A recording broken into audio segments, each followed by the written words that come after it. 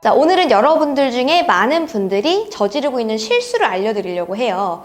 자, 만약에 이렇게 문제집을 풀고 있다면 지금 당장 멈추셔야 됩니다. 여러분들 유형집을 보게 되면은 유형 1, 유형 2, 유형 3 이런 식으로 여러 유형을 분류해 놓는 탭 같은 게 있어요.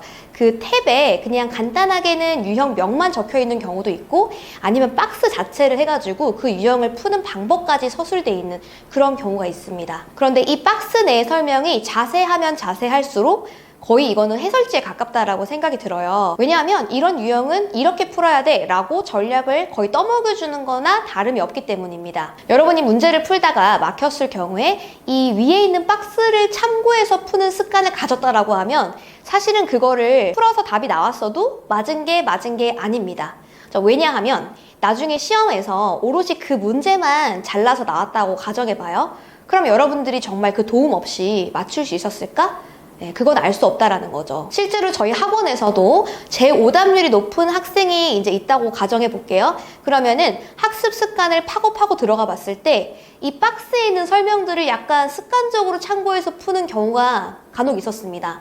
자, 그런 경우에는 이거 보고 풀면 안 돼. 근데 만약에 너가 이거 볼 것 같으면 차라리 포스트잇으로 가려놔, 안 보이게. 혹은 너가 진짜로 고민해가지고 스스로 풀려다가 도저히 모르겠어서 이걸 참고하고 싶을 때는 그걸 참고했다는 표시를 해도, 그래서 그 옆에 별표를 쳐놓고 기록을 좀 해줬으면 좋겠어. 이렇게 저는 코칭을 합니다. 자, 그게 저희 학원 원칙이기도 하고요. 자, 그러면 이 박스를 절대로 보면 안 되는 것이냐?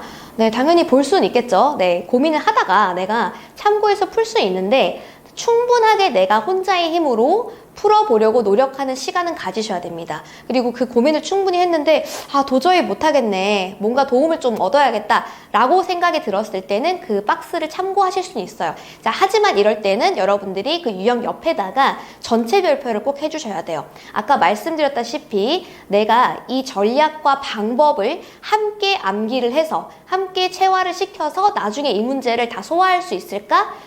알 수 없기 때문에 반드시 점검을 해야 된다는 거죠. 그래서 오답 2회독 문제를 풀 때 포함시켜서 점검해 주셔야 됩니다. 자, 제가 유형집을 풀 때는 거의 이런 집착에 가까울 정도로 오답 관리, 그러니까 오답 표시를 잘 해야 된다라고 말씀을 드리는데요. 자, 왜냐하면 이렇게 철저하게 오답 관리를 해 놓아야 나중에 내가 몰랐던 거 제대로 알게 되었는지를 점검할 수가 있게 되는 거예요. 그래서 이런 식으로 오답 관리를 잘 해주시고요. 이 한 번이 끝나고 나면 제가 강조하듯이 오답 2회독, 그 다음 틀린 것만 또 모아서 오답 3회독, 이렇게 반복하게 되면 거의 유형집 마스터에 도달하게 됩니다. 자, 그런데 이게 꼭 유형집에만 해당되는 것은 아닙니다. 심한 문제도 마찬가지고요. 어떤 문제집이든지 간에 내가 이 문제를 풀 때 도움을 받을 수 있는 모든 문구는 여기에 해당됩니다. 실제로 저도 학생 시절에 이런 문구를 안 보려고 노력을 했겠지만은 본 적도 당연히 있었겠죠. 근데 저는 최대한 이거를 참고해서 풀면 또 다시 풀어야 된다는 것을 알고 있기 때문에 스스로의 힘으로 풀어내기 위해 노력을 많이 한 편이었어요.